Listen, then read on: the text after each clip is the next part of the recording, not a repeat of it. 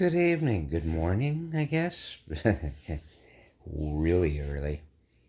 Just sitting here finally after vacation in my own home. You know, I have to be reflective because I come back from vacation and and what's going on in DC, talking to RFK about vaccinations, about his decisions on science and medical, structuring, and where his head's at, and it was all based on fear, of one man, of President Trump, that they even put this man in a position. When you have a whole hospital, we'll say, walk out because of some decision that's been made that is so preposterous that it affects all of their science, all of their research, all of their capability to help people, all their ability to continue helping people. When you have that big of a exodus, you've got to be aware. You've got to be fucking aware. And I'm sorry for my language, but you've got to be aware that maybe the decision wasn't right. Okay? And I'm just using that little scenario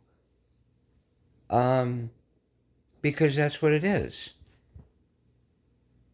Technically, if all of a sudden you've got a broken arm and you went to go to the hospital, sorry, the hospital is no longer in operation. Really? Why? Well, basically, they wanted us to do away with this, that. All because, and yeah, you can blame the people for walking out. But I'm sorry, when you have a person that has no concept whatsoever, he's got no medical background. He's not a doctor.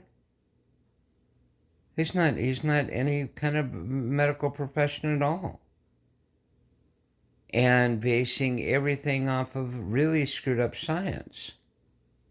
When you have that situation, yeah, if I was a nurse trying to take care of people and all of a sudden the whole mission statement got changed up that radically, I would walk out too. I'm sorry. I made a Hippocratical oath. You know, it's a twofold thing because Republicans have got to be aware that the people that you have in Congress right now will not speak up against any of this because of Trump, because of one man. Someone's got to speak up. Plain and simple. As a child, I lived abroad. I went to school with kids that could not or did not have access to polio vaccinations. And it affected me. I never thought in my wildest dreams that I'd be even revisiting things like that 50 years later. But here we are. Okay? I used to hang with kids that had one leg shorter than the other. They couldn't go out and play soccer with the kids that were really good. Okay? simply because they didn't have access. I did because I was immunized just to get into school as a kid. They didn't. Those kind of things, those kind of memories stuck in my head for a reason. I always thought it was just to be empathetic towards people, but now I'm realizing there's a bigger scale to this. That's just a simple example. We've grown up in a generation that doesn't know how many kids never made it past childhood. We grow up in a generation that thinks that these vaccinations and stuff like that are to blame for things, when in reality, the flip side of the coin is far more uglier. Okay? You pull those vaccinations away, I guarantee you that you're going to see rates of kids dying. Guarantee you.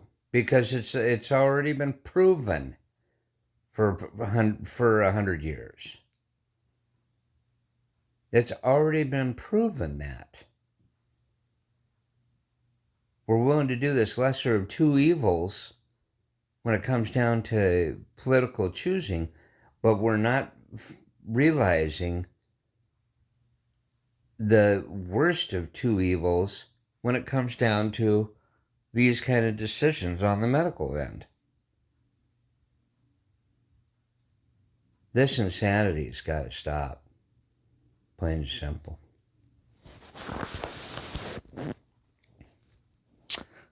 That's what I got to say. I got nothing but love for you. Have a good day.